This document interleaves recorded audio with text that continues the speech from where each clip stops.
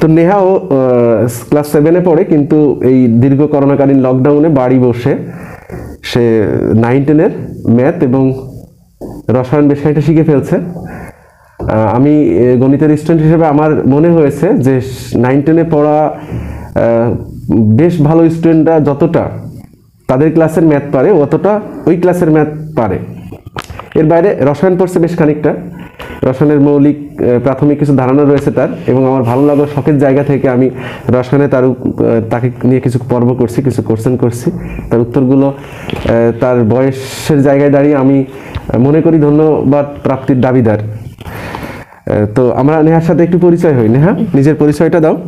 আসসালামু আলাইকুম, আমার নাম নুসরাত মেহজাবিন নেহা, আমার স্কুলের নাম ইসলামিয়া বালিকা উচ্চ বিদ্যালয় যশোর। ওকে, তোমার প্রিয় লেখক কে? কাজী নজরুল ইসলাম। সুন্দর, উনি আমাদের জাতীয় কবি এবং বিদ্রোহী কবি। আচ্ছা আচ্ছা, তোমার প্রিয় আদর্শ ব্যক্তিত্ব বা অনুসরণীয় কে তোমার? আমাদের রাসূল হযরত মুহাম্মদ সাল্লাল্লাহু আলাইহি ওয়াসাল্লাম। সুন্দর।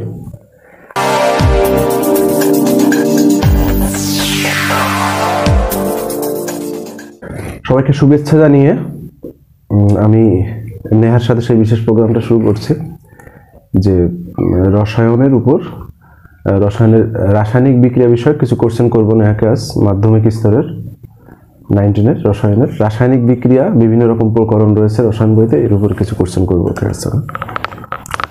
তো নেহা, নিজের পরিচয়টা দাও। আসসালামু আলাইকুম, আমার নাম নুসরাত মেহজাবিন নেহা, আমি ক্লাস 7-এ পড়ছি। আচ্ছা, তো ধরলে পারবা তো? চেষ্টা করব ইনশাআল্লাহ। তো ঠিক আছে, স্টার্ট করি। বলছি যে রাসায়নিক বিক্রিয়া কাকে বলে, বলতে পারবো? রাসায়নিক বিক্রিয়া নতুন অণু সৃষ্টির প্রক্রিয়াকে রাসায়নিক বিক্রিয়া বলে। আচ্ছা, তারপর রাসায়নিক সমীকরণ কাকে বলে? রাসায়নিক বিক্রিয়াকে লিখে প্রকাশ করার জন্য বিক্রিয়কগুলোকে বাম পাশে রেখে প্লাস চিহ্ন দিয়ে এবং উৎপাদগুলোকে ডান পাশে রেখে প্লাস চিহ্ন দিয়ে তাদের মাঝে সমান অথবা তীর চিহ্ন দিয়ে প্রকাশ করাকে রাসায়নিক সমীকরণ বলে। আচ্ছা, ওকে। তো এখন আমি তোমাকে বিভিন্ন রকম বিক্রিয়া ধরবো এবং তুমি সেখানে আমি উদাহরণ দিতে বললে দিয়ে বোঝাবো আমাকে। এই জন্য তোমার বোর্ডে যাও, উঠো, উঠে চেয়ারটা সরে রাখো একটু। আচ্ছা, তো তুমি দুটো সংযোজন বিক্রিয়া লেখো তো।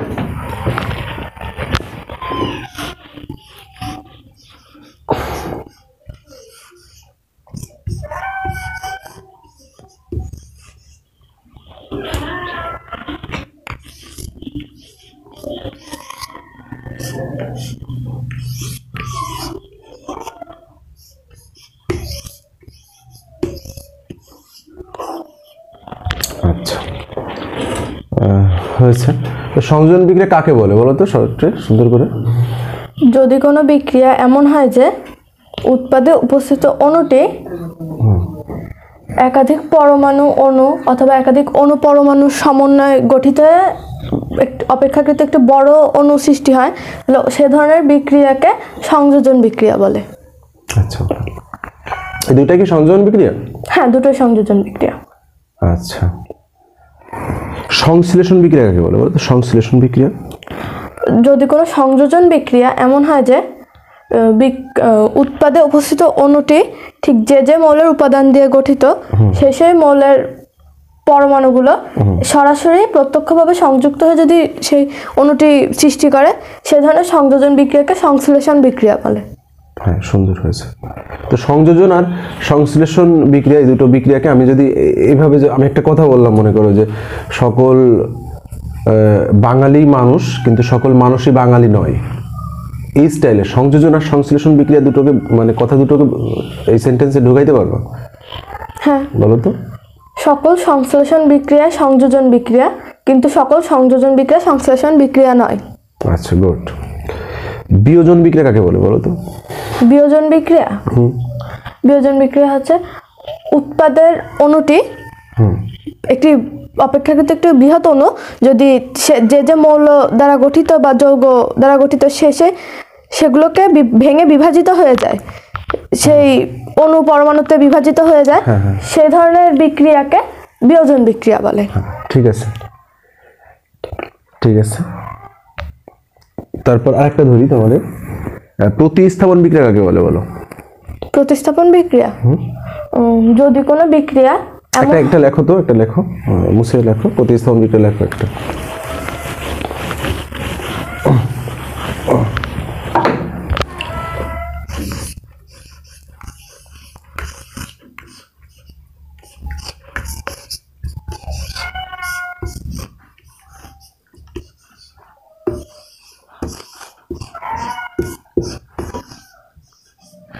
এটা একটা প্রতিস্থাপন বিক্রিয়া। কাকে বলে প্রতিস্থাপন বিক্রিয়া? যদি কোনো বিক্রিয়া এমন হয় যে একটি অধিক সক্রিয় মৌল বা মূলক তার চেয়ে কম সক্রিয় মৌল বা মূলককে অপসারিত করে তার জায়গা দখল করে যদি কোনো নতুন অণু বা যৌগ গঠন করে, সে ধরনের বিক্রিয়াকে প্রতিস্থাপন বিক্রিয়া বলে। আচ্ছা আচ্ছা, এইখানে কে কাকে সরাইছে? এখানে হচ্ছে জিঙ্ক একটি অধিক সক্রিয় মৌল কপারকে সরাই দিয়েছে, দিয়ে জিঙ্ক সালফেট গঠন করছে। তো এই যে একজন একটা পরমাণু বা মূলক সরাবে, আরেকজনকে সরাবে, এই যে সরাসরি হয় যাদের মাঝে, এরা কি সমধর্মী চার্জের হয় নাকি বিপরীতধর্মী হয়? এটা সমধর্মী চার্জের হয়। আচ্ছা, ওকে। তো এবার বলবা, এটা মুছে দাও, দ্বিবিযোজন বিক্রিয়া কাকে বলে এটা বলবা। দ্বিবিযোজন বিক্রিয়া বলো তো, মুখে বলো। দ্বিবিযোজন বিক্রিয়া, যদি কোনো বিক্রিয়া এমন হয় যে বিক্রিয়ার একটি অণুর ধনাত্মক অংশ অন্য আরেকটি অণুর ঋণাত্মক অংশের সাথে বিক্রিয়া করে একটি অণু, এবং আগের অণুটির ঋণাত্মক অংশ অন্য আরেকটি অণুর ধনাত্মক অংশের সাথে বিক্রিয়া করে আরেকটি নতুন অণু তৈরি করে, এ ধরনের বিক্রিয়াকে দ্বিবিযোজন বিক্রিয়া বলে। সুন্দর সুন্দর, ঠিক আছে। আর পানিযোজন বিক্রিয়া কাকে বলে? পানিযোজন বিক্রিয়া, যদি কোনো বিক্রিয়া এমন হয় যে পানির ধনাত্মক অংশ অর্থাৎ প্রোটন অন্য আরেকটি অণুর ঋণাত্মক অংশের সাথে বিক্রিয়া করে, এবং পানির ঋণাত্মক অংশ হাইড্রোক্সাইড মূলক অন্য আরেকটি অণুর ধনাত্মক অংশের সাথে বিক্রিয়া করে যদি নতুন অণু গঠন করে, তাহলে এই ধরনের বিক্রিয়াকে পানিযোজন বিক্রিয়া বলে। আচ্ছা, ঠিক আছে। তারপর আরেকটা টপিক আছে, সেটা হলো বিক্রিয়ার প্রকরণ আছে, সেটা সমানুকরণ বিক্রিয়া। এটা শুনছো? হ্যাঁ। পারো বলতে কাকে বলে? হ্যাঁ, বলো তো। যে বিক্রিয়ায় আইসোমার তৈরি হয় তাকে সমানুকরণ বিক্রিয়া বলে। আচ্ছা আচ্ছা। তো আমরা জানি যে প্রত্যেকটা বিক্রিয়ায় নতুন অণু গঠন হয়, এখন সমানুকরণ বিক্রিয়ায় কি নতুন অণু গঠন হয়? আপাত দৃষ্টিতে দেখে মনে হয় যে কোনো নতুন অণুর মানে সৃষ্টি হয়নি, আগের অণুটাই আছে, কিন্তু আমরা যদি খুব সূক্ষ্মভাবে দেখতে যাই তাহলে আমরা দেখব যে আইসোমারগুলোর ত্রিমাত্রিক গঠনের পরিবর্তন আসছে, অর্থাৎ তাদের ধর্ম ভিন্ন ভিন্ন। যেহেতু ধর্ম ভিন্ন, সেহেতু আমরা অণুটিকে একটি ভিন্ন অণু বলতে পারি, নতুন অণু। যেহেতু ত্রিমাত্রিক গঠনে পরিবর্তন, সেটা একটা নতুন অণু গঠনই, সেটা বলতে চাচ্ছ। তো ঠিক আছে। তারপরে তুমি জারণ বিজারণ বিক্রিয়া কাকে বলে বলতে পারবো? হ্যাঁ, বলো তো। যে বিক্রিয়ায় ইলেকট্রন আদান প্রদান হয় তাকে জারণ বিজারণ বিক্রিয়া বলে। সকল যত বিক্রিয়া টিক্রিয়া হয় রসায়ন, সবাই কি জারণ বিজারণ বিক্রিয়া? সবাই না। আচ্ছা, তো জারণ বিজারণ হয় না এমন বিক্রিয়া আছে যে ইলেকট্রন আদান প্রদান হবে না? হ্যাঁ। আচ্ছা আচ্ছা আচ্ছা, ঠিক আছে, ওকে। এবার তুমি বলবা তোমার প্রশমন বিক্রিয়া কাকে বলে বলতে পারবো? প্রশমন বিক্রিয়া, হ্যাঁ, অ্যাসিড ও ক্ষারের বিক্রিয়াকে প্রশমন বিক্রিয়া বলে। অন্য কোনো ভাবে বলতে পারো প্রশমন বিক্রিয়াকে? হ্যাঁ, বলো।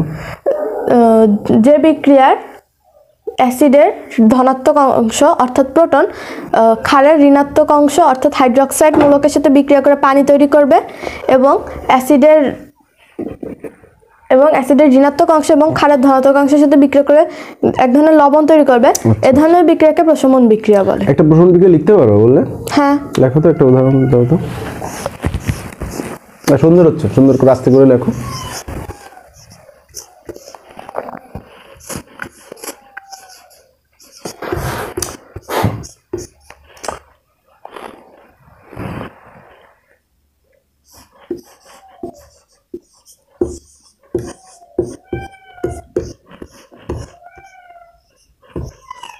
আচ্ছা, সালফিউরিক অ্যাসিড, হাইড্রোক্সাইড, ঠিক আছে। তো প্রশমন বিক্রিয়া বলতেছে এটাকে, অ্যাসিড ও ক্ষারের বিক্রিয়া প্রশমন বিক্রিয়া বলে। আচ্ছা, তা প্রশমন বিক্রিয়া কি জারণ বিজারণ হয়? না, শোষণ বিক্রিয়া জারণ বিজারণ হয় না। আচ্ছা, আমি যদি অ্যাসিড বা ক্ষার চেঞ্জ করে দিই, ভিন্ন ভিন্ন অন্য কোনো অ্যাসিড বা অন্য কোনো ক্ষার, সেক্ষেত্রে হবে? না, সেক্ষেত্রেও হবে না। আচ্ছা, অ্যাসিড মানে ক্ষারের যে বিক্রিয়া অর্থাৎ প্রশমন বিক্রিয়া, এটা জারণ বিজারণ বিক্রিয়া নয় কেন, ব্যাখ্যা করতে পারবো? হ্যাঁ বাবা, আচ্ছা আমি একটু বিক্রিয়ার মানে উৎপাদকের হিসেবে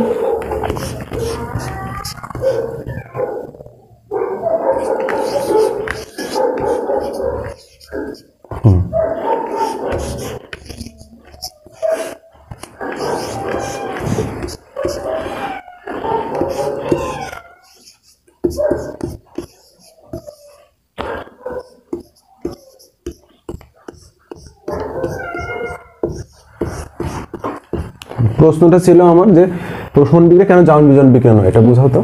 আমরা দেখতে পাচ্ছি এখানে বিক্রিয়কে উপস্থিত আয়নগুলা আর উৎপাদকে উপস্থিত আয়নগুলো কোনো রাসায়নিক পরিবর্তন আসেনি, এরা মানে একই রয়েছে। উৎপাদকে যে আয়নগুলো রয়েছে, বিক্রিয়কে সেই আয়নগুলো রয়েছে, এদের রাসায়নিক বা কোনো ফিজিক্যালি পরিবর্তন আসেনি। এখানে প্রোটনও এখানে হচ্ছে H+ আছে, তারপর সালফিউরিক অ্যাসিড, এটা সালফিউরিক অ্যাসিড না না না, এটা সালফেট, সালফেটটা আছে, সোডিয়াম আর হাইড্রোক্সাইড মূলক, এরা সবই মানে একই আছে, এদের কোনো রাসায়নিক পরিবর্তন আসেনি, অর্থাৎ কোনো জারণ বিজারণ হয়নি, ইলেকট্রন আদান প্রদান ঘটে নাই। তাই কোনো প্রশমন বিক্রিয়া জারণ বিজারণ বিক্রিয়া নেই। এখানে যে অ্যাসিডই হোক না কেন, যে ক্ষারই হোক না কেন, এই একই ঘটনাই ঘটবে। যে আচ্ছা, তো ঠিক আছে, এইটা হলো যে আর একটা প্রশ্ন এখান থেকে পড়ে সাধারণত এসএসসি পরীক্ষায়, সেটা হলো যে প্রশমন বিক্রিয়া তাপ উৎপাদী না তাপ হারি বলতে পারবে? এটা কি? এটা তাপ উৎপাদী। আচ্ছা, তো প্রশমন বিক্রিয়া তাপ উৎপাদী, এবং যে ক্ষার বা যে অ্যাসিডই ব্যবহার করা হোক না কেন, প্রশমন বিক্রিয়ায় উৎপন্ন সেই তাপের পরিমাণ অনেকটা স্থিতিশীল থাকে। সেই জানো কতটা তাপ উৎপন্ন হয়? হ্যাঁ, কত সেটা?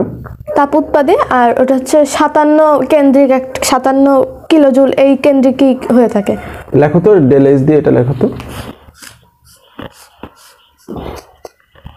সেটা একটু নিচে হলো।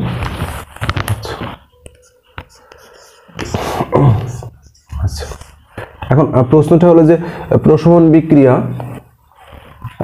তাপ উৎপাদী এবং সেখানে উৎপন্ন তাপের পরিমাণ 57 কিলো জুল কেন্দ্রিক থাকে, সেটা বলতে চাচ্ছ তুমি।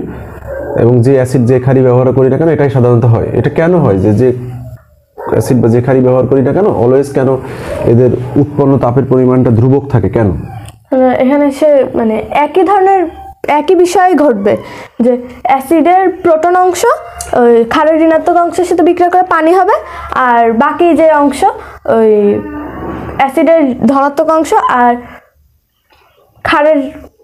অ্যাসিডের ঋণাত্মক অংশ আর ক্ষারের ধনাত্মক অংশ বিক্রিয়া করে একটা লবণ হবে। সে যে ক্ষার আর যে অ্যাসিড হোক না কেন, পানি হবে আর এক ধরনের লবণ হবে। তো সেই জন্য এটা যেহেতু একই ধরনের একটা বিষয় হচ্ছে, একই ধরনের কাজ ঘটতেছে, সেই ক্ষেত্রে এই 57 কিলোজুল এই কেন্দ্রিকই তার ΔH এর মানটা হয়।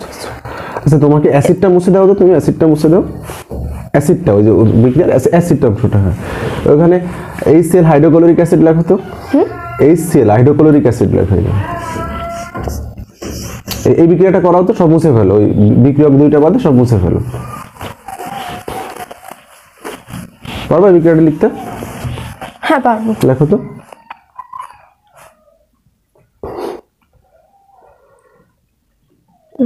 হাইড্রোক্লোরিক অ্যাসিড সোডিয়াম হাইড্রোক্সাইডের বিক্রিয়া, এটা অ্যাসিড ক্ষারের বিক্রিয়া। এটা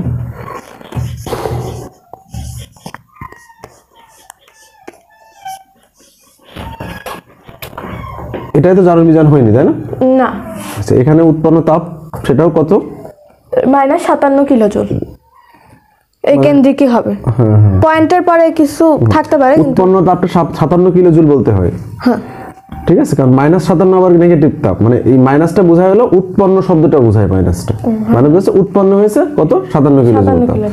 তো এইখানে তোমার এইখানে উৎপন্ন তাপ ওইটা, এবং এটা এখানে আয়নগুলো দুই পাশে ইয়ে করো তো, শনাক্ত করো তো। হ্যাঁ,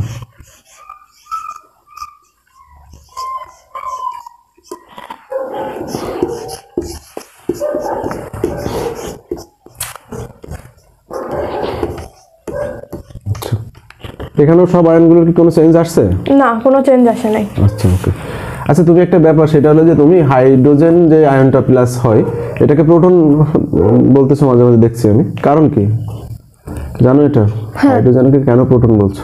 কারণ হাইড্রোজেন এখানে H+ আছে, তো যেহেতু হাইড্রোজেন পর্যায় সারণীর সবচেয়ে ছোট মৌল, সেখানে একটা প্রোটন থাকে এবং একটা ইলেকট্রন থাকে। আচ্ছা, আচ্ছা। তো সে যখন ইলেকট্রনটা ত্যাগ করে তো সে প্লাস চার্জ গঠন করে H+, তো তখন তার সেই পরমাণুতে একটা প্রোটন থাকে, তো সেই জন্য তাকে প্রোটনও বলা হয়। ও আচ্ছা, আচ্ছা। তার মানে হাইড্রোজেন যখন একটা ইলেকট্রন ছেড়ে দেয় তখন তার সম্বল একটা প্রোটন, প্রোটন, আর কিছুই থাকে না। না নিউট্রনও থাকে না। এই জন্য আমরা এটাকে প্রোটনও বলতে পারি, তাই বলতে চাচ্ছ? আচ্ছা।